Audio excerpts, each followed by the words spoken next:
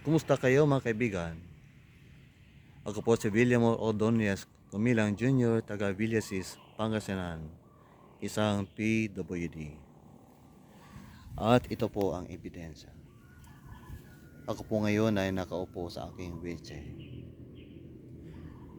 Ako po ay nagkaroon ng brain stroke noong 2018, May 13. Pero dahil po sa biyaya ng Panginoon Diyos, ako po ay nabuhay mula noon hanggang ngayon.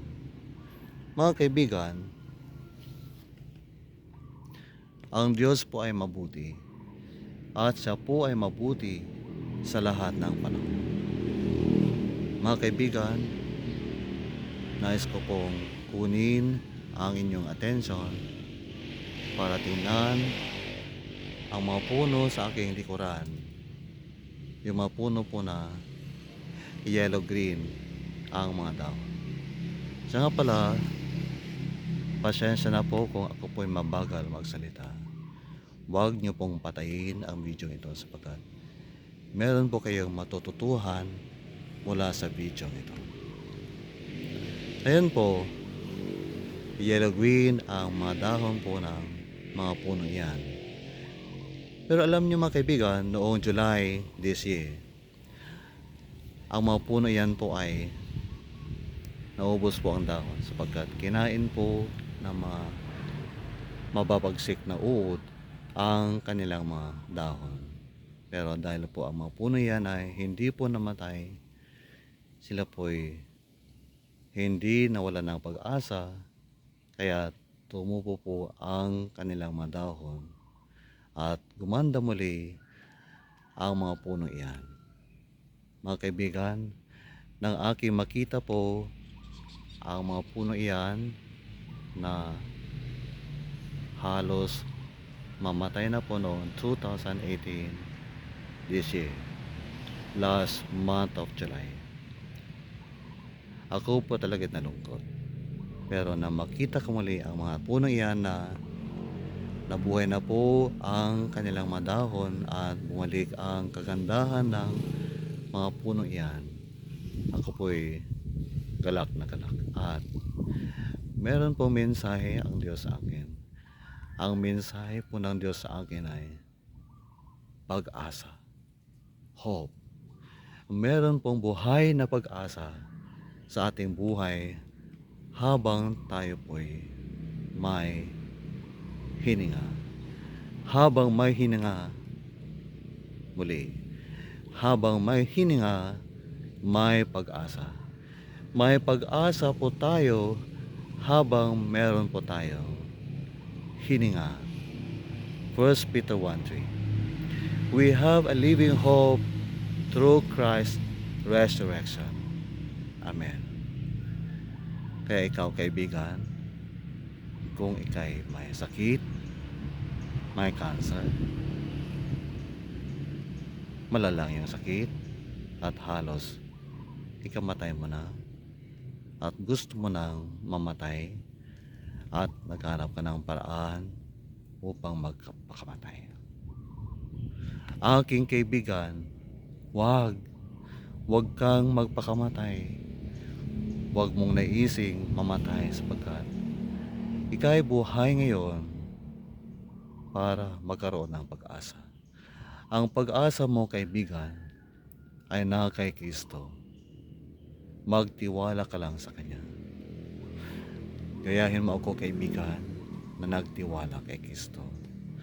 Tuwing umaga, ako'y nagdadasal sa Kanya at nagsasabing, Panginoon, dahil kay Kristo, ako'y may buhay na pag-asa.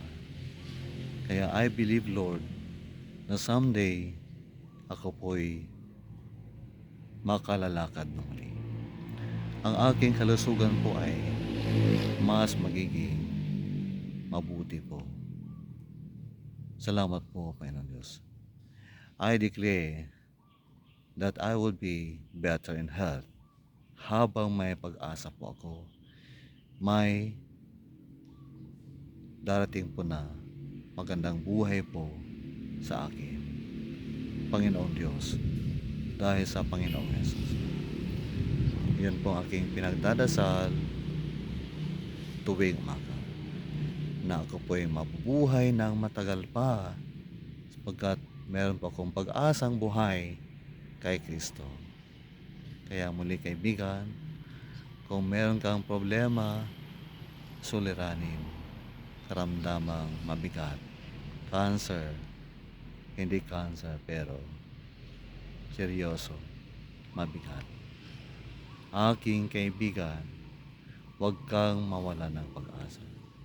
Dahil habang may buhay ka, may hininga ka, meron kang pag-asa, aking kaibigan. Magtiwala ka lang sa Panginoong Hesus. Ako'y nagtiwala sa Panginoong Hesus. Kaya ngayon, ang mga dating abnormal sa aking katawan ay naging normal. Dati po, ang epekto po ng aking brain stroke po ay seizure. Sa loob po ng 4 na buwan, ako po ay nagkaroon ng seizure. No? Subalit ngayon po ay wala na po akong seizure.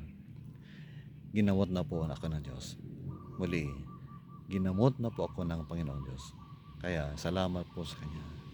Dati po ako ay may high blood. 140/90 sa loob po ng 5 buwan. Pero ngayon po, ang aking blood pressure po ay 120/70 na. Ang aking blood sugar po ay nasa boundary. Malapit na po magkaroon ng diabetes. Pero ngayon po, ang aking blood sugar po ay nasa below boundary. At ang aking creatinine po ay mataas, na nagsasabing may problema po ang aking kidneys. Ngayon po, ang aking creatinine po ay normal. Ang aking cholesterol po ay normal. Ang aking uric acid po ay normal. Ang aking liver po, SGPT result po ay normal. Kaya wala pa akong sakit sa atay. Ang aking puso po ay normal. Ang aking lungs po, mga baga po ay normal. Maraming salamat po sa Diyos sapagkat maraming na bago po sa aking buhay, dulot po ng pagkilos ng Diyos sa aking buhay dahil sa Kanyang biyaya. Ang biyaya po ng Diyos ay sapat para sa bawat pangangailangan. Kaya ikaw kaibigan, magtiwala ka sa Panginoong Hesus sapagkat nasa Kanya ating buhay na pag-asa. Nais kitang ipagdasal kaibigan. Pray with me. Ama, sa pangalan ni Jesus, ako'y lumalapit sa inyo. Maraming salamat po sapagkat kay Jesus, meron pa akong buhay na pag-asa.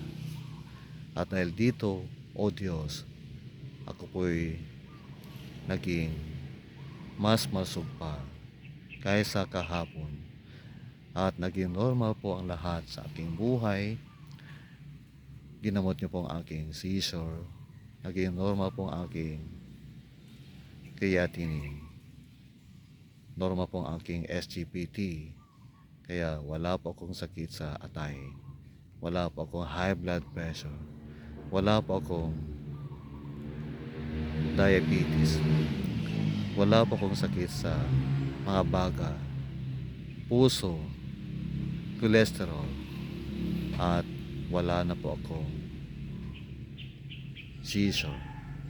O Diyos, I pray for this viewer na may pinagdadaan ng karamdaman, sakit na seryoso, problema sa pamilya, problema, Panginoong Diyos, suliranin sa relasyon, problema sa trabaho, problema po sa iglesia, sa community, at kahit anong uri po ng suliranin. O Panginoong Diyos, sa inyo po kami tumitingin sapagkat kay Kristo Jesus, meron po kaming buhay na pag-asa. Ama, aking hiniling po sa inyo na inyo pong pagalingin ang biwa na ito na mayroong pinagdadaan ng karamdaman. Inyo pong hipuin ang kanyang katawan na may sakit. Inyo pong ayusin ang kanyang damages sa kanyang katawan.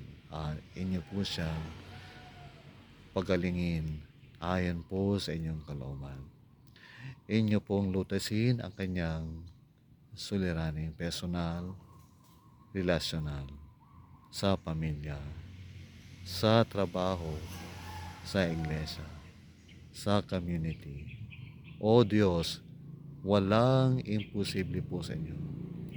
Kaya sa inyo kami nagtitiwala. I pray, Father, for the members of the family na meron pong abnormal na kalusugan, abnormal na kalagayan. O Panginoon Diyos, kumilos ka po at pagbutihin po ang kalusugan ng bawat anak mo, ng bawat tatay, nanay, lolo, lola, anak. Panginoon, wala pong imposible sa inyo.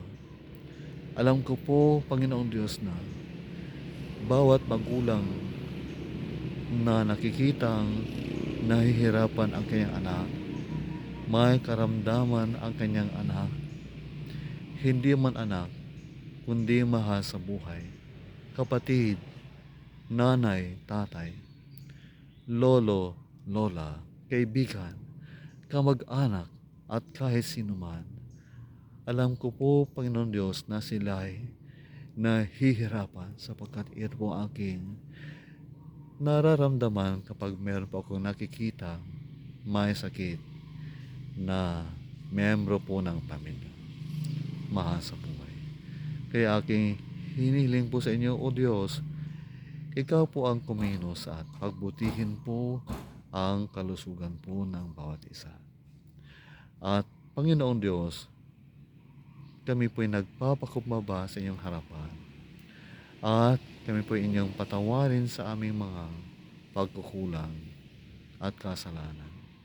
Maraming salamat po sa aming buhay na pag-asa kay Kristo na nagbibigay at magbibigay ng kalakasan sa aming kalooban araw-araw.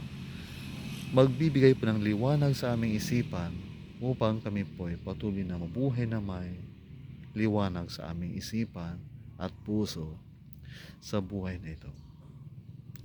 Dahil dito, O Diyos, aking ibinibigay ang lahat ng papuri, pasasalamat, pagsamba at luwalhati sa pangalan ni Jesus at sa pamamagitan ng Banal na Espiritu. Amen. Magandang umaga po.